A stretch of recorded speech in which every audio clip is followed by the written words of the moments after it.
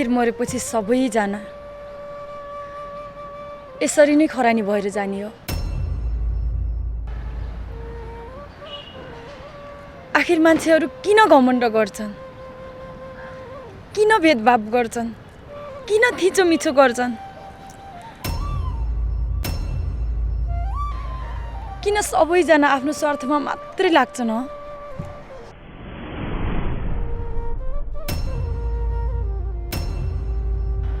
मरेपछि लाने केही होइन भन्ने थाहा हुँदाहुँदै पनि मान्छेहरू किन कमाउन मात्र पछि लाग्छन्?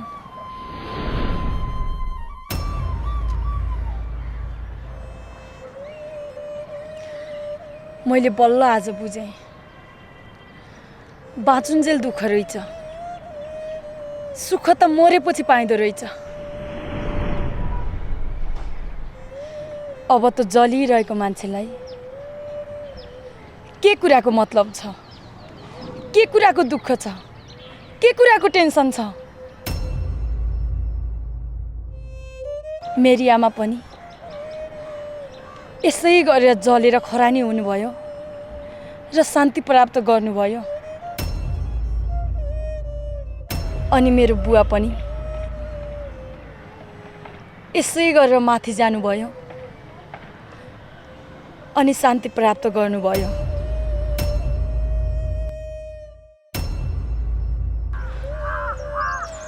म चाहिँ किन भौँतारिरहेकी छु, किन दुःख भोगिरहेकी छु, मैले किन सुख प्राप्त गर्न सक्दिनँ?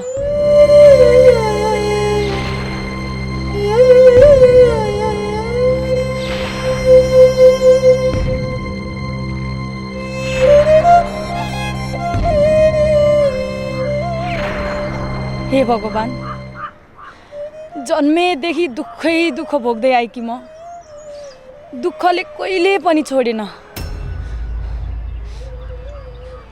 अब मलाई बाँच्ने रहर पुग्यो। जिन्दगीमा आफ्नो भन्ने कोही नहुँदा, साथ दिने कोही नहुँदा बाँच्न साह्रै गाह्रो हुँदो रहेछ। त्यसैले मैले आफ्नो जिन्दगी पनि यही अन्त्य गर्ने निर्णय गरेँ।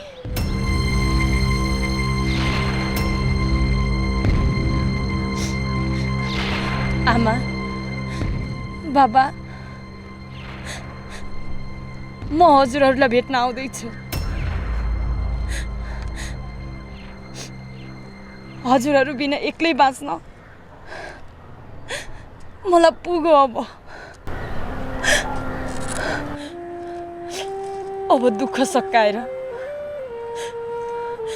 शान्ति प्राप्त गर्न आउँदैछु। छिट्टै आउँदैछु।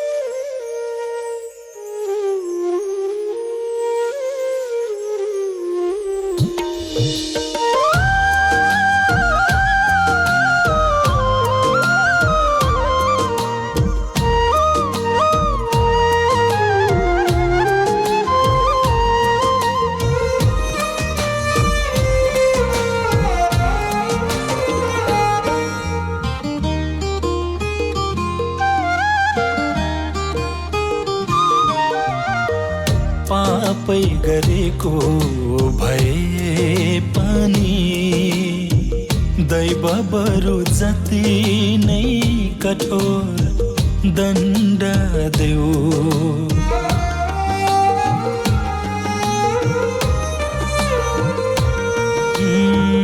पापै गरेको भए पनि दैव बरु जति नै कठोर दण्ड देऊ। कसैको पनि 2 दिनमै यहाँ सुखी जोडी छुट्याइन दे। पापै गरेको भए पनि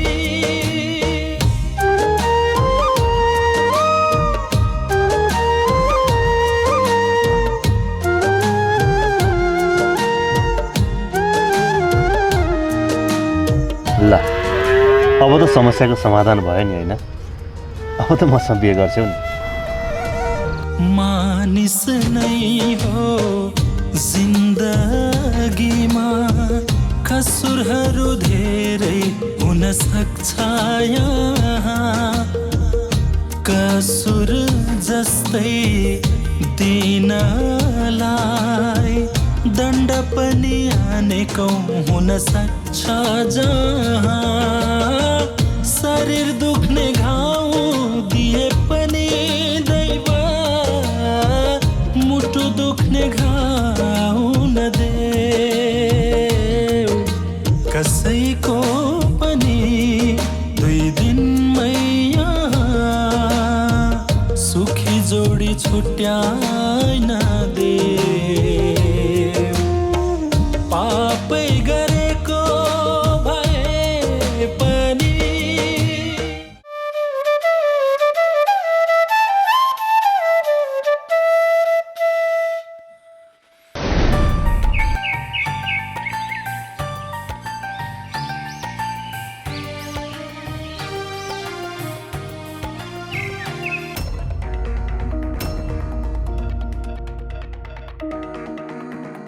होइन आमा कहाँ जानुभयो?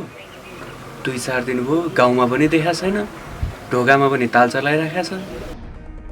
बुढी मान्छेलाई यसो खानेकुरा ल्याइदिएको हुनुहुन्न रहेछ।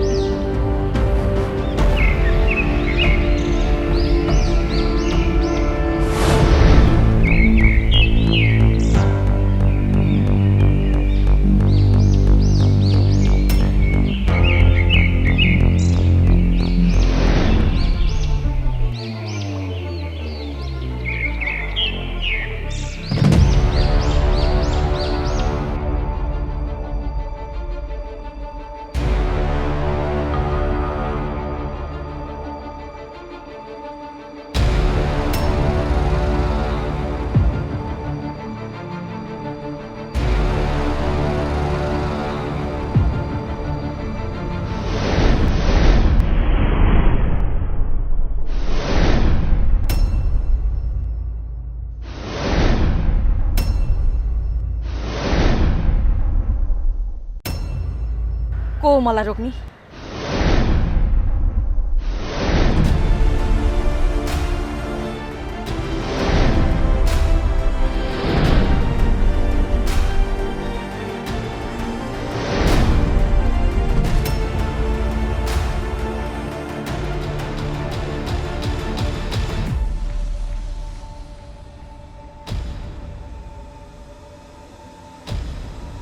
माया के गरेको यो? मैले जे गर्दैछु ठिक गरेछु। तिमी मलाई बचाउन आऊ, मलाई मर्न देऊ। आवेशमा आएर जे पाए त्यही नबोल माया। बाँच्यो भने संसार देख्न पाइन्छ, मरे के पाइन्छ? म यो संसारदेखि अगाइसकेँ, मलाई अब बाँच्नु छैन। आवेशमा आएर गलत निर्णय नगर माया, आफूले आफूलाई सम्हाल।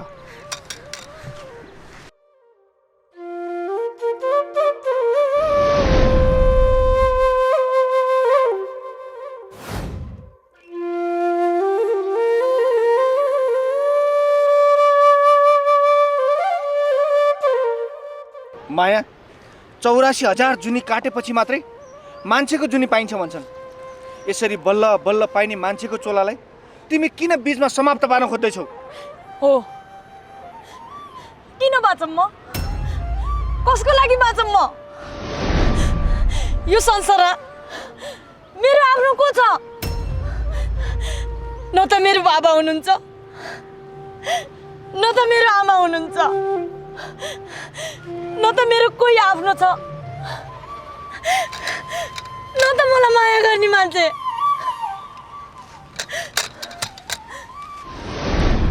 माया, मेरो आँखामा हेरेर भन त, तिमीलाई माया गर्ने मान्छे कोही छैन?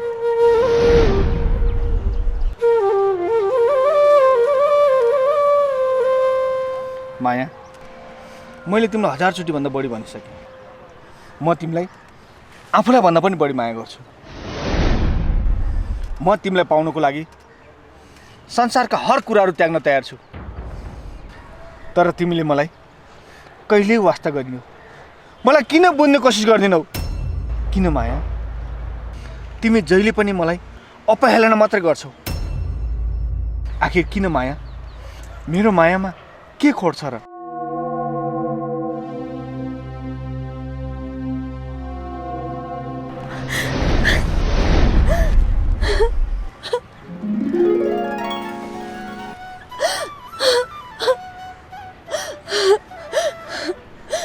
मलाई माफ गरिदियो भुटानी माइला, मैले तिम्रो माया चिन्न सकिनँ। मेरा हरेक सुख दुःखमा तिमीले मलाई साथ दिन्थ्यौ। तिमीले मलाई माया गर्छौ भन्ने मलाई थाहा थियो। भुटानी माइला, तर पनि हामी किन नजिक हुन सकेनौ? यसमा मेरो केही पनि दोष छैन, समयको दोष छ। समयले हामीलाई टाढा बनायो। माया, अहिले सही समय आएको छ। यो संसारमा तिमीलाई अन्तरआत्मादेखि माया गर्ने भनेको म मात्रै हुँ। त्यसैले मेरो मायालाई स्वीकार माया। तिम्रो माया त स्वीकारुला, तर तिमीलाई थाहा छैन मेरो सिउँदोमा अरू कसैको सिन्दुर परिसकेको छ।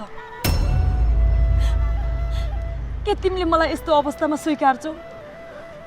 माया, साँचो माया गर्नेहरूले सानोतिनो कुरालाई वास्ता गर्दैनन्। चोखो माया गर्नेहरू त अन्धभक्त हुन्छन्। र तिमीले मन्दिरमा विवाह गरेको कुरा मलाई थाहा छ। मैले लुकेर हेरिरहेको थिएँ।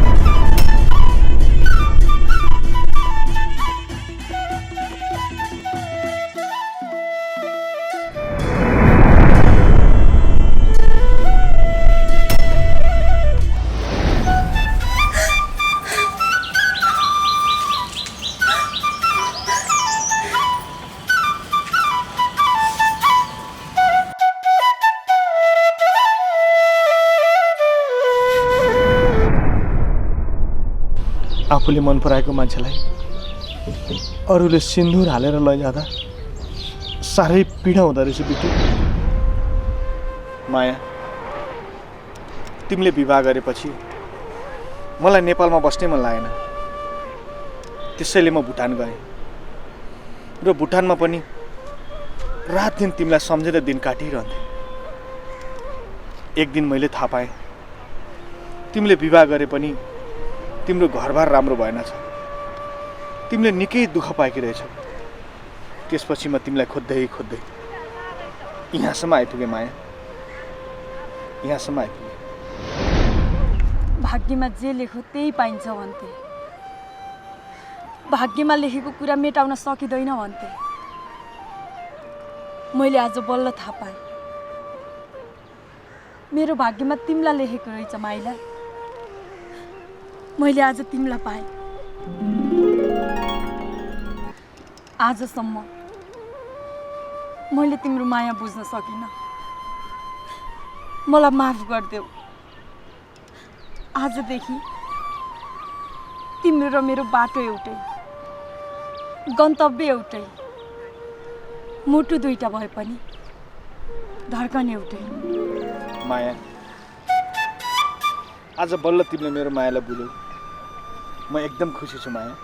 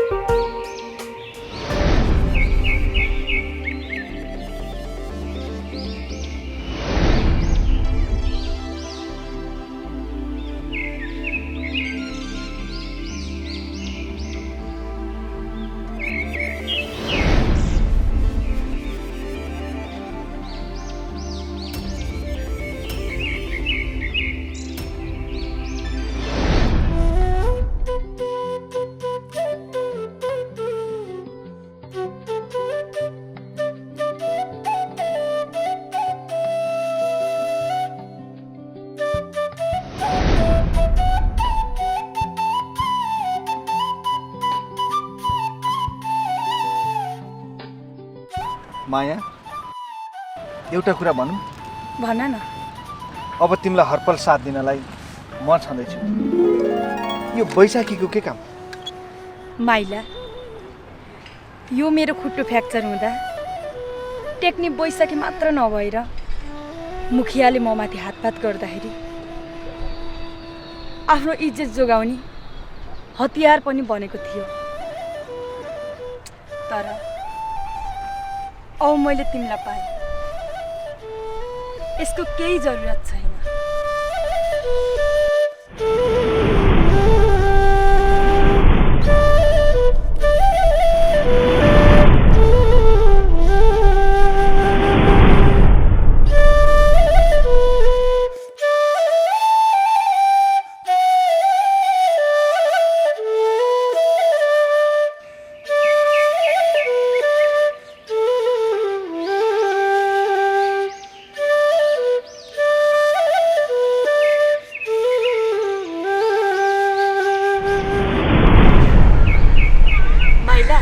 हजुर, एउटा कुरा भनौँ? के कुरा माया? म जन्मेदेखि सबैभन्दा धेरै खुसी भएको आज हो नि। आज त म एकदमै खुसी छु। अनि तिमी नि? माया, म जहिले पनि तिमी खुसी भएको हेर्न चाहन्छु। तिमी जहिले जहाँ खुसी हुन्छौ म त्यहिले त्यहाँ खुसी छु। र आज त मलाई पनि स्वर्ग जितेको जस्तो महसुस भइरहेको छ।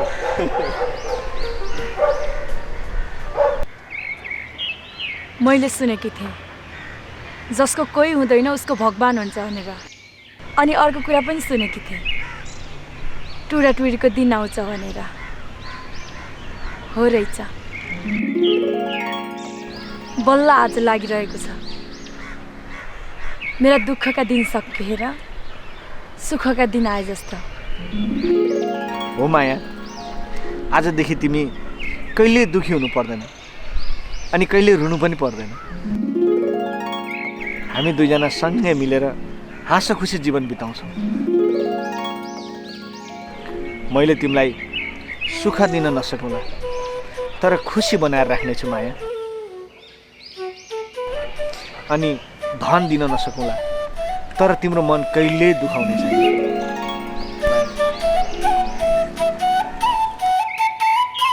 अनि सुन न माइला, हजुर अब हामी कहाँ जान्छौँ?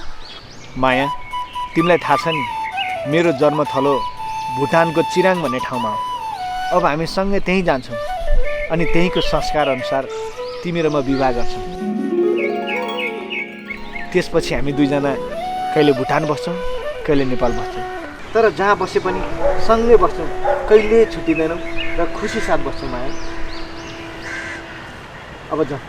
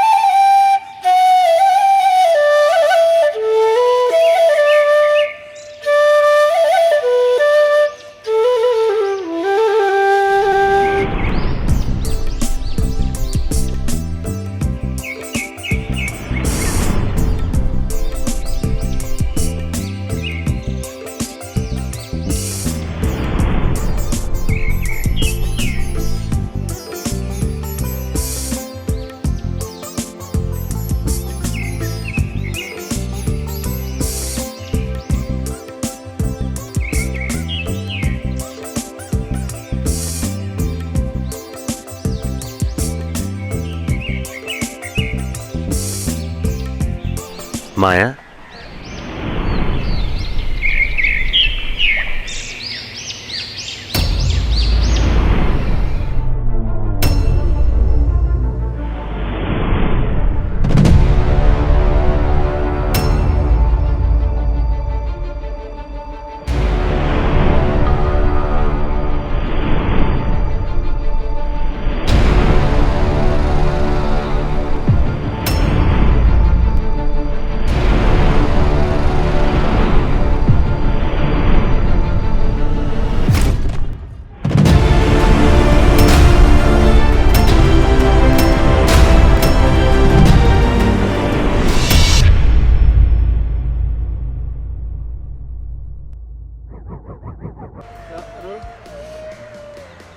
तिमी जहिले पनि मेरो मायालाई cut cut cut cut cut cut तिमी जहिले यो मेरो खुट्टो फ्र्याक्चर हुँदा टेक्नी बैशाखी मात्र नभएर मुखियाले मेरो इज्जतमाथि हातपात गर्दाखेरि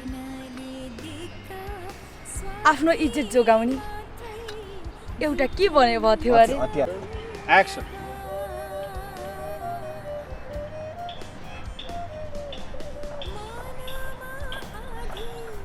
मैले बल्ल आज बुझेँ। बाँचुन दिल छ 2-4 दिन भयो गाउँमा पनि देख्दिनँ, घरमा पनि तालचा लगाइराखेको छ।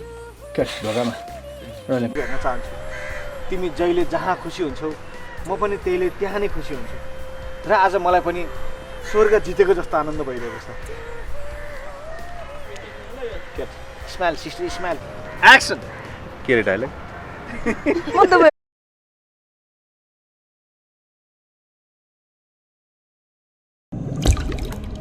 विराज पेन्ट्स, न घरको रङ बदलिन्छ न सम्बन्ध।